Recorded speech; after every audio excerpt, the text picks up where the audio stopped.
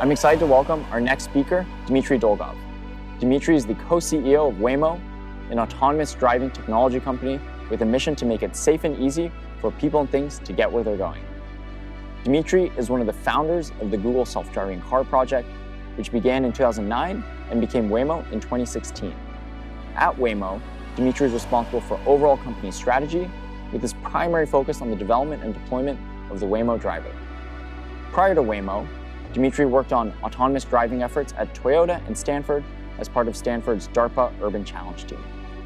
Dmitry received his bachelor and master's in physics and math from Moscow Institute of Physics and Technology and a PhD in computer science from the University of Michigan.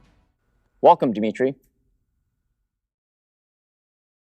Thank you so much for sitting down with us today, Dmitry. Oh, thanks, Alex. Great to be here. Yeah. So, I want to start out, actually, Waymo recently announced its Trusted Driver program in San Francisco. And I live in San Francisco. For most of us in San Francisco, we know that it's there's a unique topology. It's a busy city. There's all these unique challenges associated with it. One of the things I'm really curious to hear about from you all, you started in Arizona and now have a program in San Francisco. Can you share a little bit about what your strategy has been for testing the AI and ensuring that that it can be deployed safely?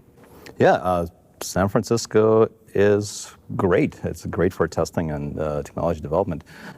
In fact, because of the richness of the environment that we see there, we've tested there as early as 2009. I actually remember, one of our earlier milestones was autonomously driving through Lombard Street, which I think was something we did back in 2010. So we've been in the city for many years. We have more recently ramped up the testing and data collection that we're doing there, especially this year, to the point where today we're driving more than 100,000 miles per week. And it's giving us incredibly valuable experience. It is, from the technical perspective, a key part of our testing and data collection portfolio. Of course, we test in a lot more places than just San Francisco or Arizona.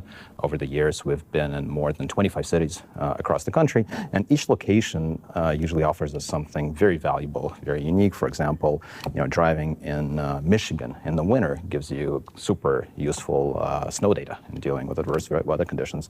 And from that perspective, similarly, San Francisco is great in terms of helping us refine the performance and the capabilities of our driver when it comes to urban settings. Things like dealing with dense crowds of pedestrians, narrow passages, all those interesting things that urban settings offer.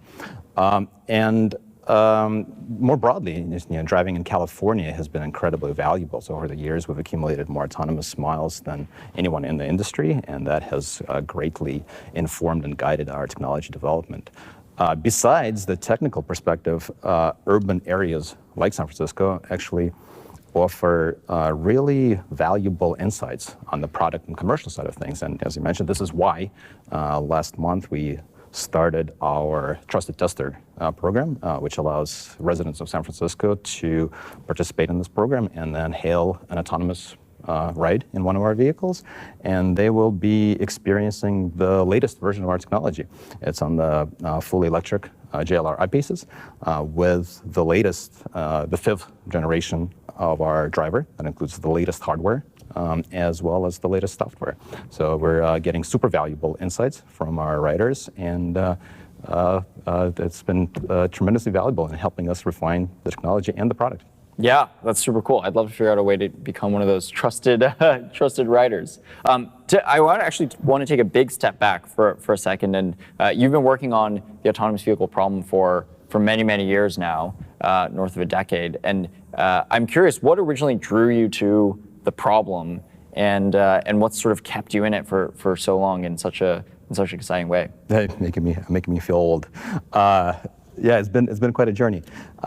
I actually consider myself incredibly lucky. I see this as a once-in-a-lifetime opportunity. And what has drawn me to this problem, and what continues to keep me incredibly excited about it. A combination of things that I think come together in a way that's unique to this space. One is just the incredible opportunity to have a positive, transformative impact on society. And you get, not that often do you get a chance to transform an industry that is so huge and have a positive impact on safety, on removing any friction out of transportation, or people getting from here to there, as well as goods. That's number one. Number two is technology. It's incredibly exciting. Right? It's a number of different areas that all have to come together to enable us to build and deploy a fully autonomous vehicles, from sensing, compute, ML and AI, infrastructure, and there's just so many, and all of those things have to be kind of state of the art. And it's incredibly exciting to be on that bleeding edge of technology in all of those areas and be pushing it forward. And then finally, I found that this space draws some of the most interesting, most talented people that I really, really enjoyed working with. Yeah, that's so awesome. I wanted to actually kind of touch on the technology. Waymo operates a fully self-driving ride-hailing service in Arizona, and to be able to operate that service in the first place, there's just a huge number of technical challenges that I imagine, or that I know Waymo has had to overcome over time. What were some of maybe explain some of the technology that enables the Waymo driver, and how has that evolved over the course of the past 10 years? What are sort of like the big things that you'll have learned? Yeah. It's a complex problem, right? And if we're talking about building a fully autonomous driver, right, a system that is capable of taking care of the entire task of driving end to end, the capability that you have to build at a high level is not that different from what a human has to do while driving around. Right? So at a high level, you have to know where you are and where you're going. You have to be able to see your surroundings and understand what's going on. You need to understand the intent and be able to understand the interactions between other actors in the world, pedestrians, cyclists, other drivers, and make predictions about what they're going to do jointly in the future. And finally, that all of that enables the safe and predictable and comfortable driving decisions that you yourself have to make. And then, of course, you have to actuate the vehicle to drive around. Obviously, there's a tremendous amount of technology that goes into creating all of that capability. I would, at a high level, highlight three big areas of technology that have to come together to create that system. One is self-driving hardware, sensing, compute. Number two is autonomy AI and onboard software that runs in the car that processes all the data and makes driving decisions.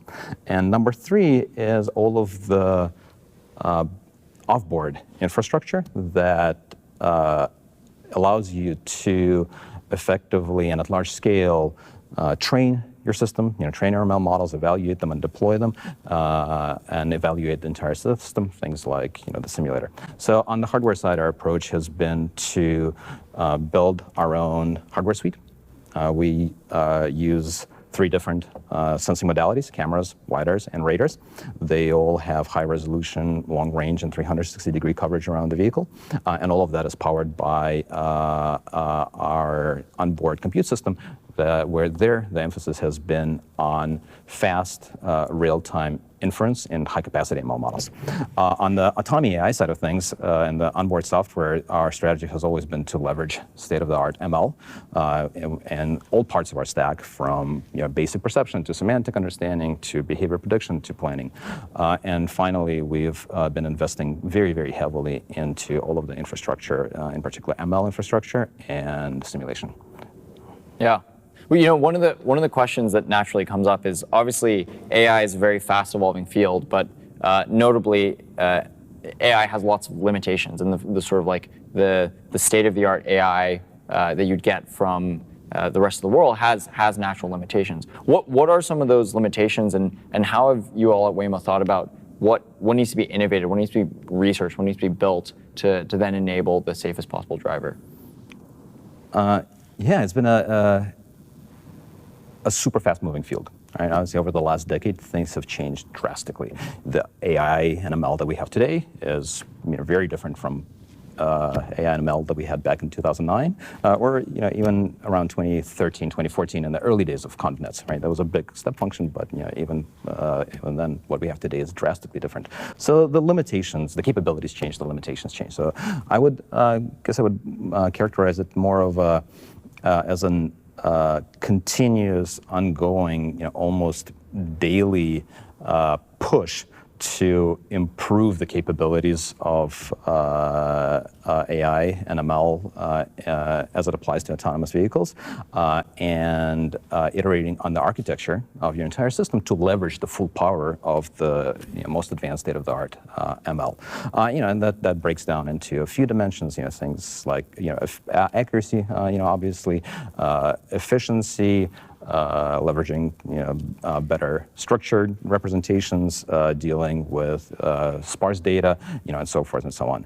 And we've been doing a lot of work across all of those fronts at Waymo, and we work with the research community. In fact, we contribute back to the research community through some efforts like our Waymo Open Data Set, so that we, together, jointly as the community and the industry, can move things forward along all of those dimensions. And that's really what you need to iterate as fast as possible on all of these problems. Yeah, totally.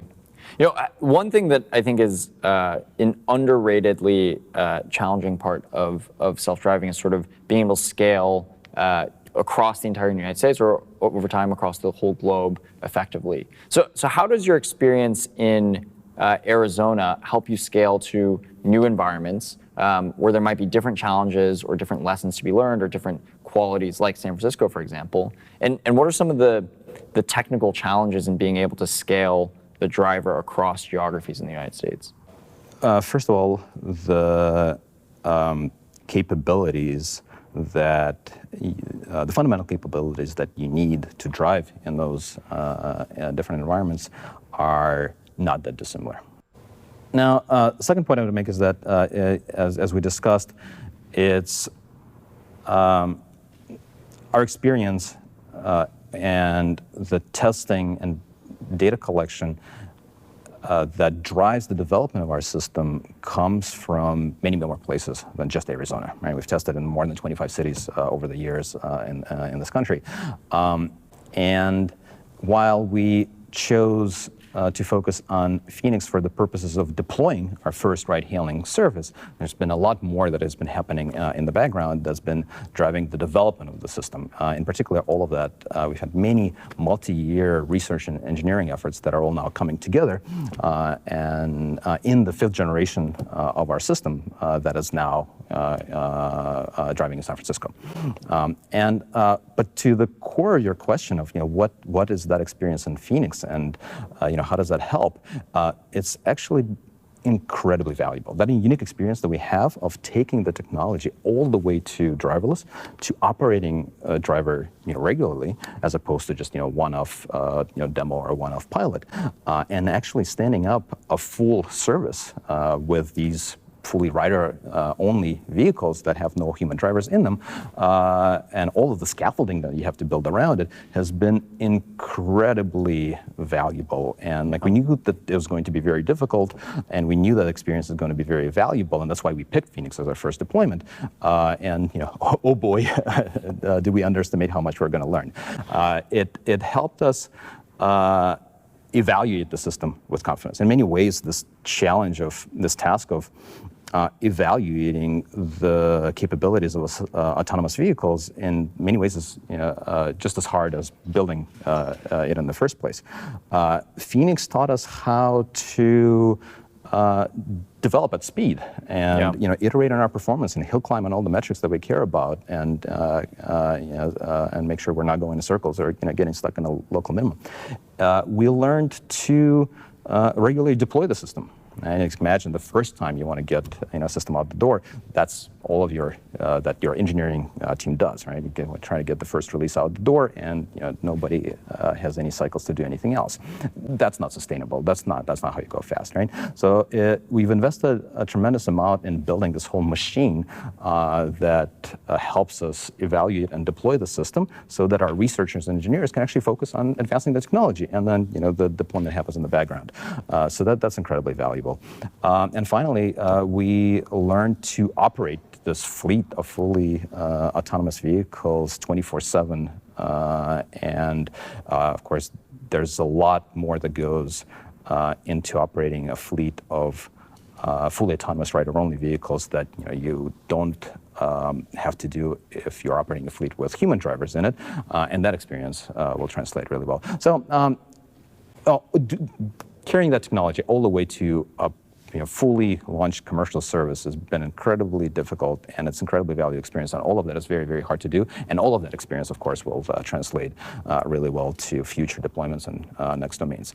And in particular, as we discussed, just recently we started offering our rides in San Francisco through our Trusted Tester program, and the speed with which we were able to get to that milestone after we ramped up our testing on the new latest generation platform in the city early in the year is very positive evidence of that experience that we've built over the years, translating seamlessly to new domains.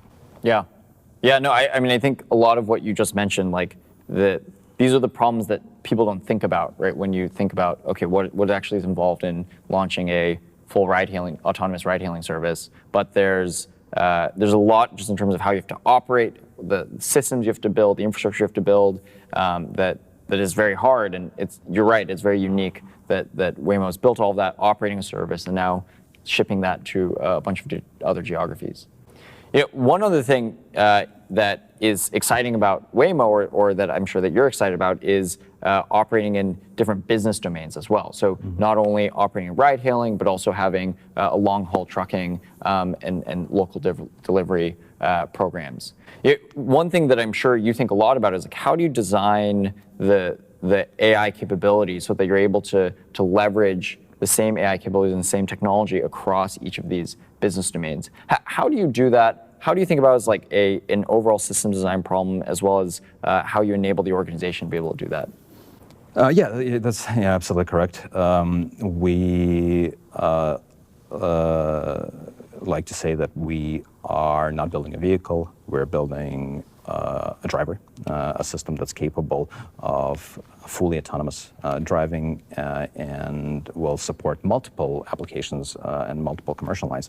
Right now we have two main business lines. Waymo One is for moving people through our ride-hailing service, and Waymo Via for moving goods through our trucking and local delivery efforts. Now, in terms of building a driver that generalizes across the domains, depending on which combinations of products and deployments you take, the amount of overlap varies. For example, if you look at local deliveries, actually the environments where the market is and the driving challenges that you have to solve are in many ways just a strict subset of what you need to do for ride hailing. So the driving task kind of basically follows from that. Trucking is a little bit different. Right? As we discussed, some of the shared capabilities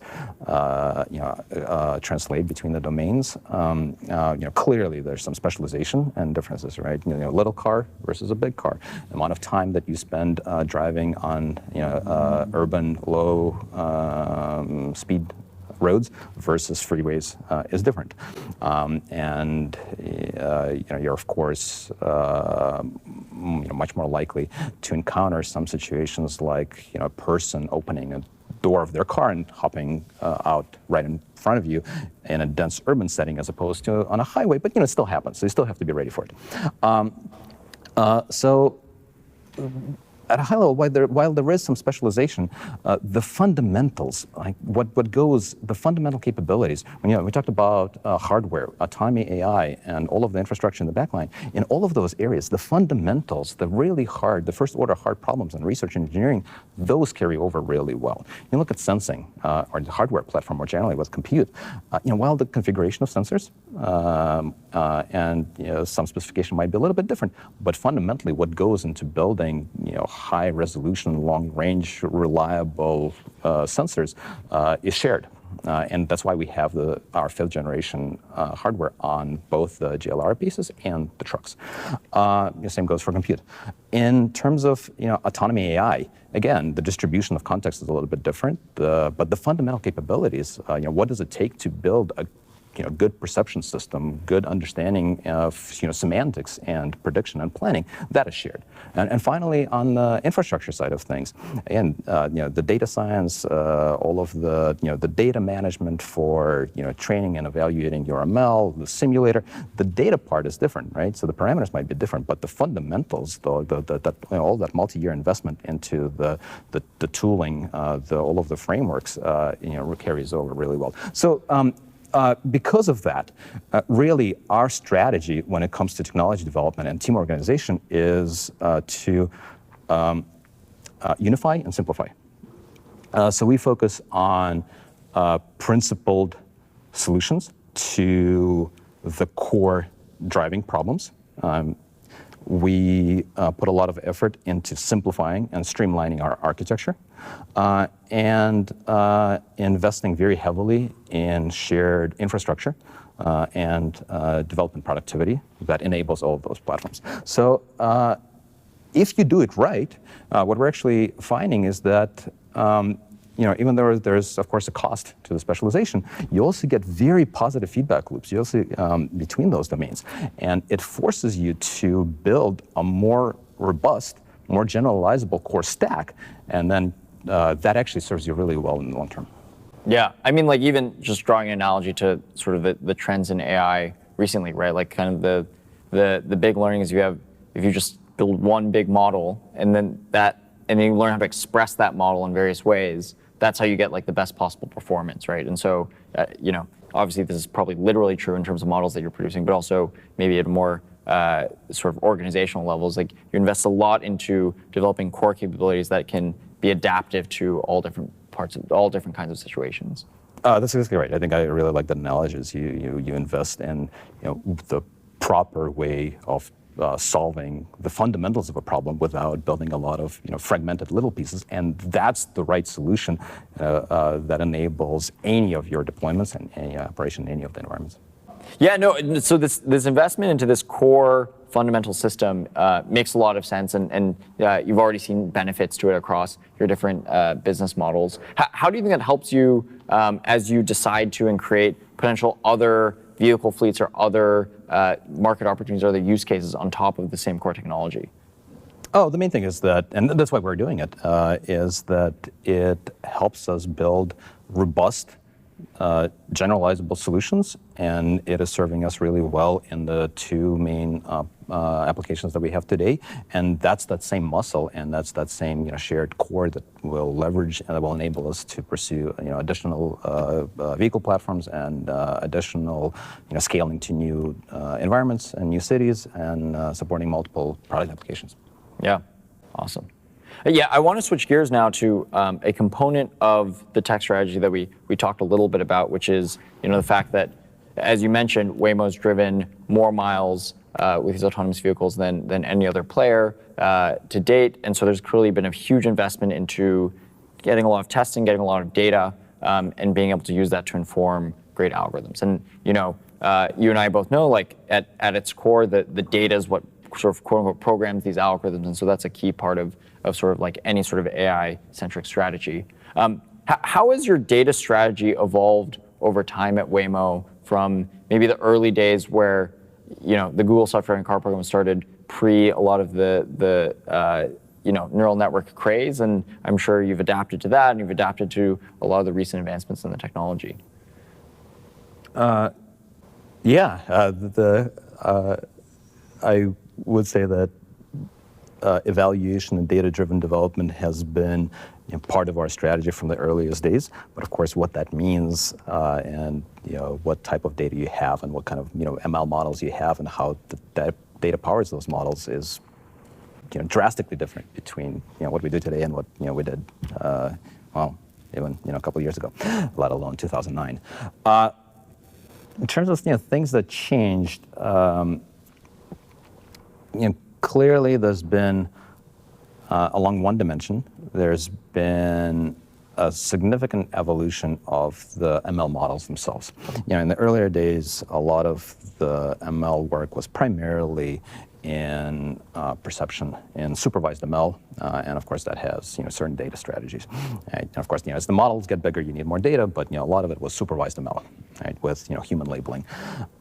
Over time, as we're starting to see more advanced ML models find applications across other parts of the stack, like semantics, understanding scenes as a whole, behavior prediction, imitation learning, and motion planning and decision making. That has an impact on the data strategy, right? In that space, there is a lot more you can do with auto labeling and other generative approaches to data management become more relevant.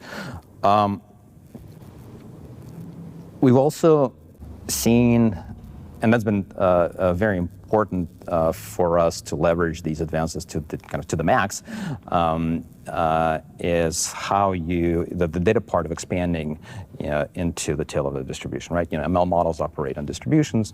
Any cases or examples in the tail of the distribution or out of the distribution present challenges, right? So when you look at the data aspect of it, investing and gathering more data in to the head or the average case of the distribution, has limited value, right? So really want to go after the tail, and that has been a key part of our strategy over the years as well. And there you need to be able to evaluate the performance of your system. You need to invest in data mining to find interesting examples that are representative of that tail part of the distribution, and then use a variety of techniques like data augmentation or simulation to leverage those examples to the max, so that you can allow your models to get farther into the tail. And of course, you want to automate that whole process, and that's been another big area of our investment as frameworks and all of the ML infrastructure for closing the loop on that data mining training cycle.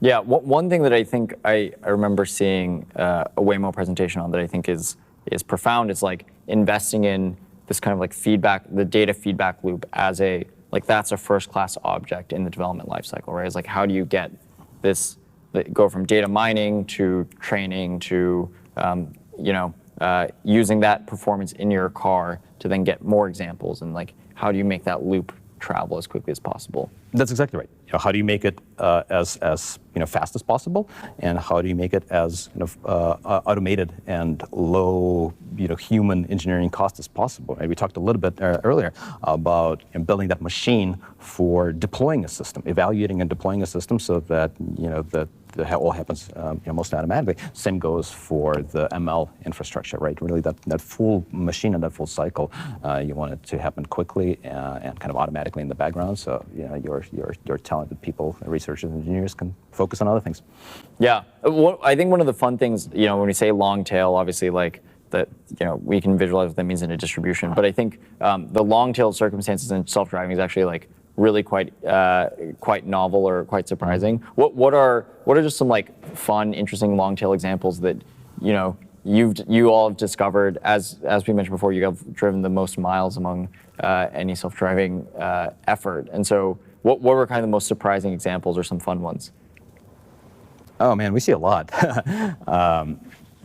There's some things that we maybe don't see every mile, but sometimes they get characterized as the long tail. I wouldn't call them the long tail. Things like construction zones, vehicles and other cars running stop signs or red lights, aggressively, jaywalking pedestrians or cyclists breaking the laws, stuff falling off of trucks. That don't see that every mile, but it is part of the distribution.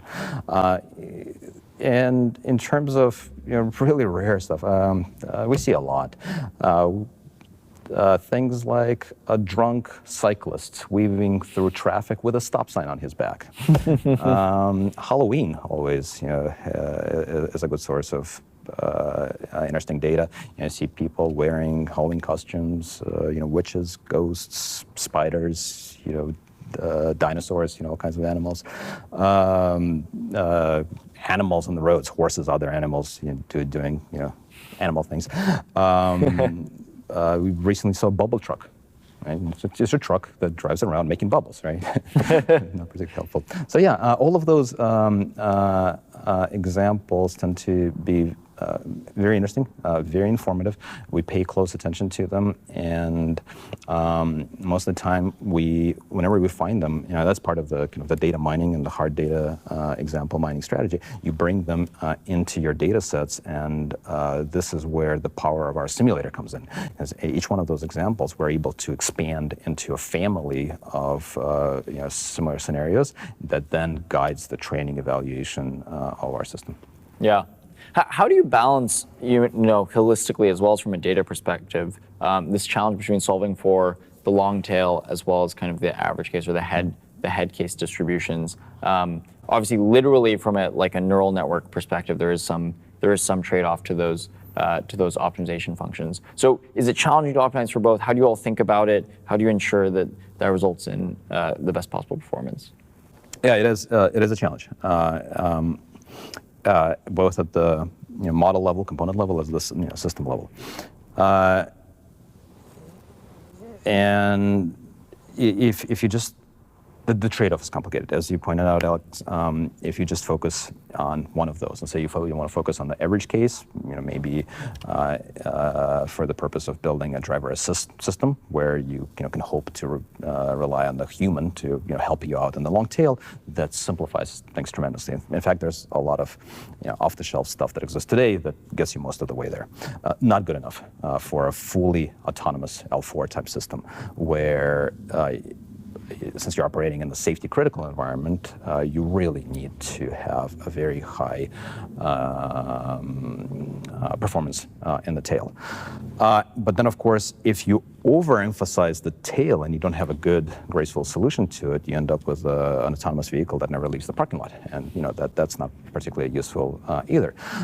So, unfortunately, there are no silver bullets to this problem. And that's actually one of the dimensions that makes this whole space so complicated when you want to go to full autonomy and so hard.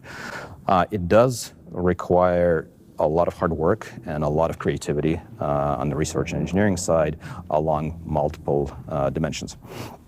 So what we find particularly important to do this well is the following. First of all, model and data. Right? You want to bite off as much of that head or torso of the distribution as possible with kind of your primary solution. And what might be the long tail for one sensor might be a piece of cake for another sensor. What might be the long tail for one approach to data and ML modeling might be the head of the distribution for another one. So this goes into the various things that we just discussed earlier on modeling, on data augmentation. So you employ all of those to basically make your big hammer as big as possible. You have to take as much of a bite out of the distribution as possible. Then. The other key component that you need in order to even talk about this optimization and this trade-off is evaluation. And you need to know your performance in the tail. Right? If you that's kind of your first order of business, right? If you can't evaluate it, there's no meaningful optimization strategy that you can pursue. So that goes back to the various approaches and various techniques for evaluating the system, in particular, simulation. And finally, system-level capabilities are really important. You can design or you can architect your system overall to have redundancy and to be robust to various corner cases, and so that it enables a robust reaction, a robust handling of cases that it maybe even never seen before. And then you couple that with various mechanisms for anomaly detection and outlier detection.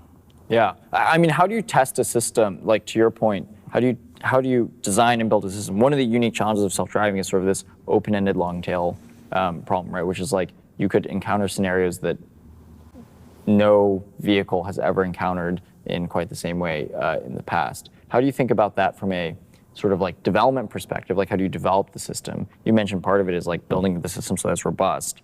How do you develop it so that it can handle these scenarios as well as evaluate its performance on these sort of like open-ended long-tail problems? Oh, I mean, it's a huge question, right? I mean, you talked a lot about a few themes, but and we talked a little bit about events that are rare, like people running red lights or people jumping out from cars. There you can like talk about the distribution and characterize it and try to climb into the long tail. As you pointed out, there are some cases that are just so strange that like doesn't make sense to talk about characterizing the distribution. For example, we a little while ago saw a motorcycle traveling at 70 miles an hour in our path without a rider, because the rider happened to fall off a little while ago. So it's, and the system still has to be able to handle it.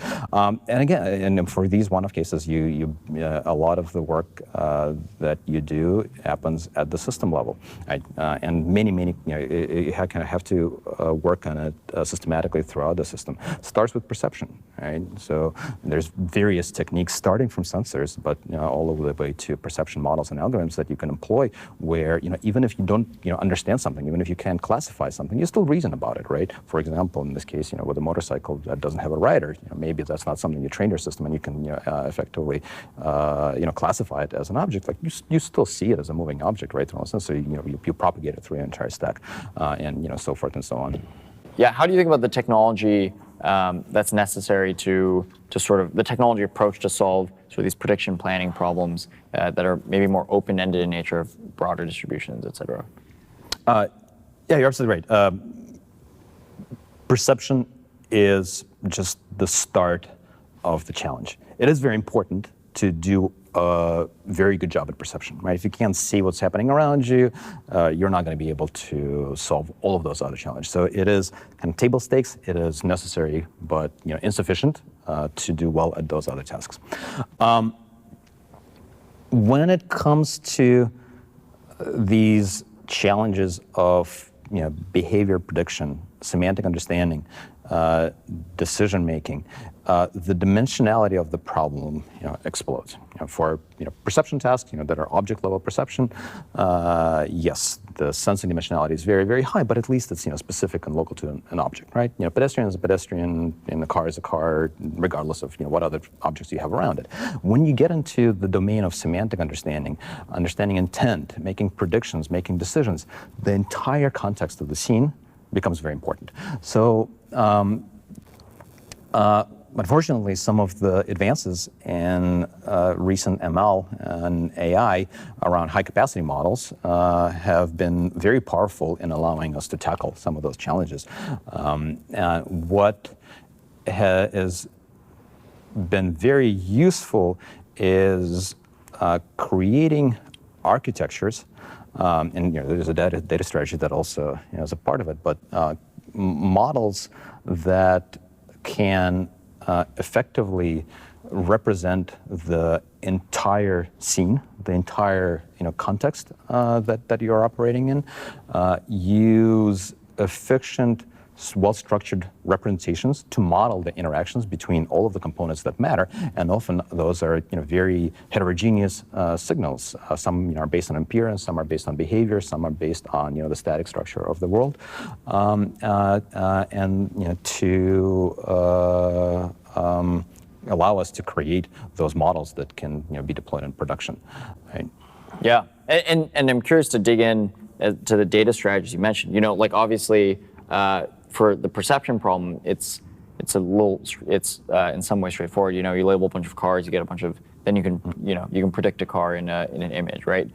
How do you think? What does kind of the data strategy look like? How do you have to then think about your data sets, what data sets you're collecting, what information you're trying to pull out of those data sets to be able to then drive?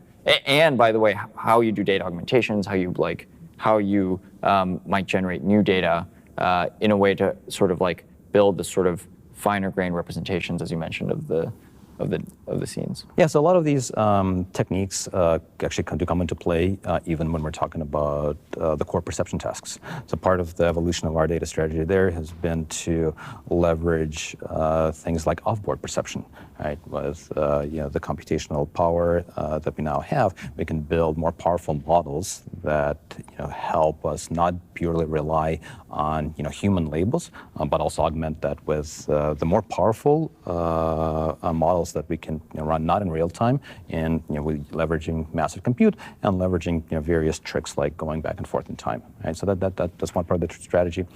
Data augmentation has all kinds of techniques, and we actually published some of our work around data augmentation and synthetic data generation that also helps. When it comes to things like behavior prediction, the nice thing, dimensionality explodes, complexity of the modeling of all of the interactions explodes, but the nice thing is that you can leverage auto-labeling. And you just see what happens in the future, and those are your labels. Right? Simplifies things somewhat. Models there become really important. We've talked a little bit just now about structured representations that allow us to model interactions. We published some work on hierarchical graph neural nets that model all of those interactions between static parts of the environment as well as dynamic parts. And the model that we had for behavior prediction there is something we called VectorNet that kind of leverages some of those most advanced techniques. Similarly, if you're doing planning or imitation learning, you can do things, auto-labeling is another thing that also helps you in this domain. And then you can do other things like leveraging your simulator to just play in that environment that opens up possibilities like reinforcement learning.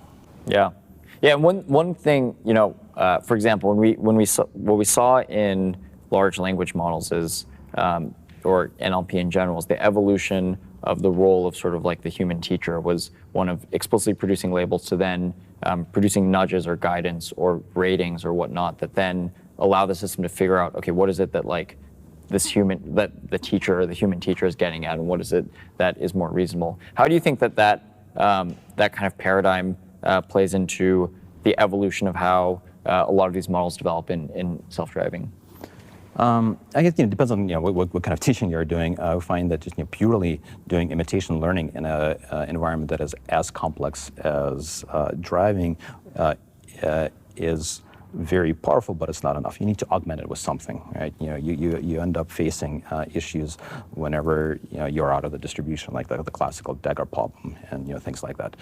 So a lot of our focus in this space has been to leverage those techniques around high capacity models and imitation learning and human teachers, but then augment them with some additional boost that you get from injecting some bias into your system through some structured representations, and leveraging the simulator to allow you to explore the other parts of the space that are not well represented in the distribution that you see from human examples or human teaching.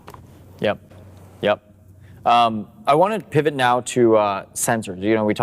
You mentioned it a few times, kind of the problem of the sensing problem. One of the unique things about Waymo strategy is its decision to build its own LiDAR sensors and in some cases even sell those to other companies. Hey, can you share why Waymo sort of strategically decided to build its own LiDAR sensors? Yeah, there's actually maybe two parts to this question. One is why use LiDARs at all, and the second part, should you build your own or buy something off the shelf? On the first one, again, if we're talking about building a fully autonomous system, one that's capable of operating and performing safely in all of the complex scenarios that we might encounter, then while perception, as we discussed, is just the start of the problem, being very good at it really matters, right? And different sensing modalities, LiDARs, cameras, radars, they have different physical characteristics that complement each other very nicely. LiDARs, for example, compared to cameras, are active sensors. So they bring their own energy, so they work just as well in pitch darkness as they do during the day. Radars use different wavelengths that help them work better in other environmental conditions. So they really complement each other nicely. So our strategy is better sensors, better data, more powerful system. And there is no reason, the way we see it, to handicap yourself to not use the power that those different sensing modalities provide. And LiDAR is one of the really important ones. And to the second part of the question, why build our own versus using something that exists? Again, it comes down to the level of performance. We are now on our 5th generation of the hardware suite. We've accumulated over the years a lot of experience in building the LiDARs themselves and understanding what really matters for our entire stack. And all of that experience went into the design of our 5th generation LiDARs, which are much more advanced than anything that you see in the rest of the industry, or much more advanced than our 4th generation system. And we talked a little bit about scaling. So that is another reason why we built our own. You really have to design for manufacturability at scale. And it is a very, building self-driving hardware, for example, is a very different problem than building cars at scale. There are great companies that are incredible at manufacturing vehicles, which is a very difficult problem. But it's a very different one from manufacturing these complex optical systems that go into a self-driving vehicle or autonomous vehicle. So we've designed from the ground up our 5th generation hardware, including the LiDARs, to be manufacturable at scale, to provide the capability that we need, to provide the level of reliability that is required, and have the right unit economics. So that is part of the strategy, not just LiDARs, it also what we are doing with the rest of the hardware, radars, cameras, LiDARs, compute platform. It allows us to build what we need for where we're going at scale. And when you are designing the whole hardware stack, you also have some pretty interesting opportunities to optimize things jointly, not just optimize one of the sensing modalities for the needs of your software stack, but to optimize the entire system, the sensing and the compute, so you can provide the capability that gives you, the best bang for the buck on the entire stack. So yeah, I want to close by just asking like a couple big picture questions. You've been Dmitry, you've been pioneering autonomous vehicles and working in the field since the very, very early days, and obviously continued to today, where you're running Waymo and co-CEO of Waymo.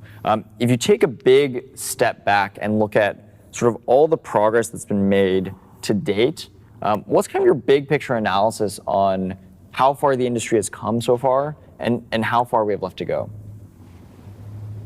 Yeah, a lot has changed. I've been myself lucky to be a part of this journey for more than a decade now. I've been working on autonomous vehicles for about 15 years now. So we've definitely gone a very, very long way. When we started in Google in 2009, it was, we had a vision. We believed in the technology. We believe in the transformative potential of it, but it's still mostly science fiction, right? And it's been an incredible journey, and it's amazing and rewarding to see this thing having become real. Went from a vision to now a product that's deployed. We have a fleet of fully autonomous vehicles that are operating 24/7, that are open to the public, and anybody can download an app, the Waymo app, hail a vehicle, completely empty car shows up, takes you anywhere you want to go in our service territory. So it is incredibly exciting to see us get to this point, and it's a very, very meaningful product and technology proof point. The cars are here. They're driving around. They're moving people. I think it's as a phase for us as a company, and I guess in terms of where the industry as a whole, I think right now is actually an incredibly exciting time. On one hand, there is this proof point. These cars are driving around with nobody in them as we speak. And it gives us that solid footing. It gives us that foundation that we can build upon as we go forward. And that experience, as you and I discussed, Alex, has been incredibly valuable for Waymo. There's no beating doing this for reals. But going forward, many very interesting, very exciting challenges remain, and we're going to see many breakthroughs in a number of areas, and talked about some of the very exciting stuff that's happening in high-capacity ML models and how you can leverage that in this domain. So it's this very nice mix of this thing is real. You can drive around and experience the product, but at the same time, all of the dynamic nature and all the technical momentum that's happening in the industry is still there. So I'm very excited about where we are. I'm super excited about where we're going as we take this technology to more places and more people at Waymo both, and Waymo One and Waymo Via for moving people and goods. Yeah. And what's next for Waymo?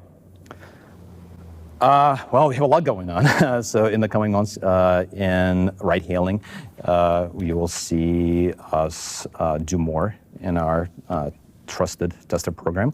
So if you live in San Francisco, make sure to apply it. Check out the rides in our autonomous vehicles, and then we'll see more news in Waymo Via as we expand our testing and expand our operations on the trucking side. Super exciting. Well, you'll have to get me off that wait list for the Trusted Driver program in San Francisco.